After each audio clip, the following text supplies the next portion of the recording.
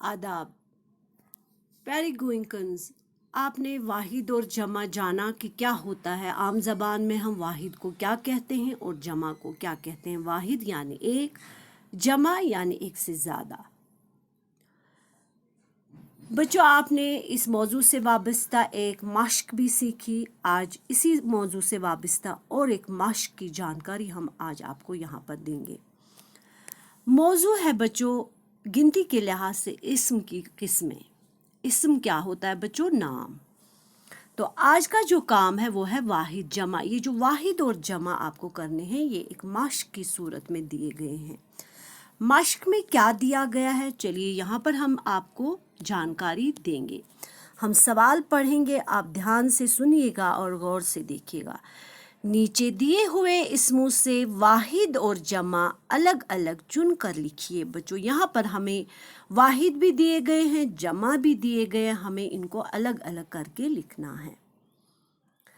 जैसे मिसाल में मौजूद है। बच्चों, यहाँ पर हमें मिसाल में समझाया गया है कि कैसे हमें इनको अलग अलग करके लिखना है।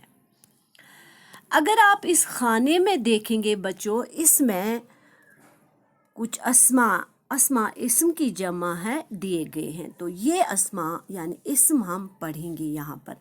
घोड़ा, खिड़कियाँ, मेज़ें, कुर्सी, बच्चा, चिड़ियाँ, ताला, मुर्गे, कमरा, तारे।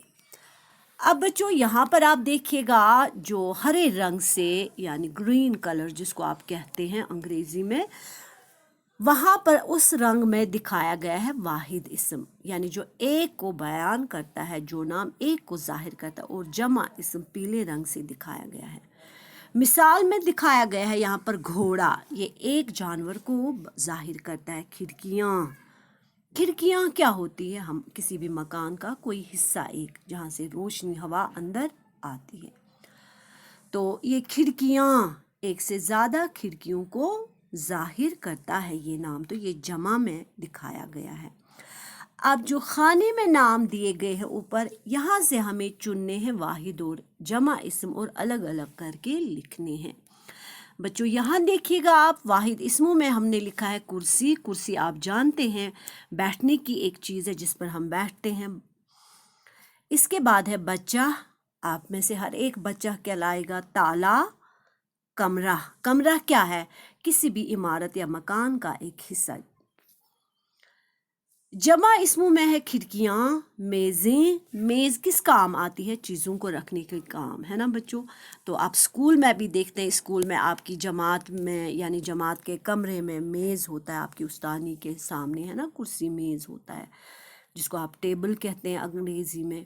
इसके बाद है चिड़ियाँ। देखिए बच्चों, इसकी आवाज़ नाक से आएगी। नाक से इसकी आवाज़ इसलिए आएगी क्योंकि इसके आखिर में नून गुना है। आगे देखिएगा मुर्गे। मुर्गा क्या होता है बच्चों? वो परिंदा जिसको हम घर में पालते हैं, जो अजान देता है ना। तो अगर एक से ज़्यादा होंगे तो उनको हम क्या कहेंगे? मुर्गे। तारे, तारे कहाँ पर हमें दिखने को मिलते हैं? आसमान पर, है ना। ये क्या हमें देते हैं? रोशनी, जैसे कि हमारा सूरज एक तारा है। तो बच्चों ये मश्क आपकी किताब में दी गई है और वहाँ पर जगह भी दी गई है कि कहाँ पर आप वाहिद इस्म और जमा इस्म लिखेंगे।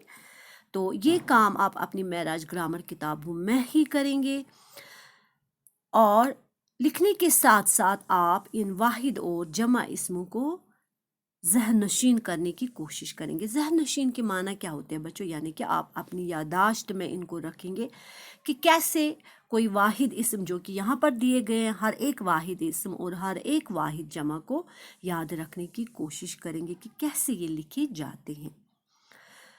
तो आज के सबक से वाबस्ता ये थी जानकारी।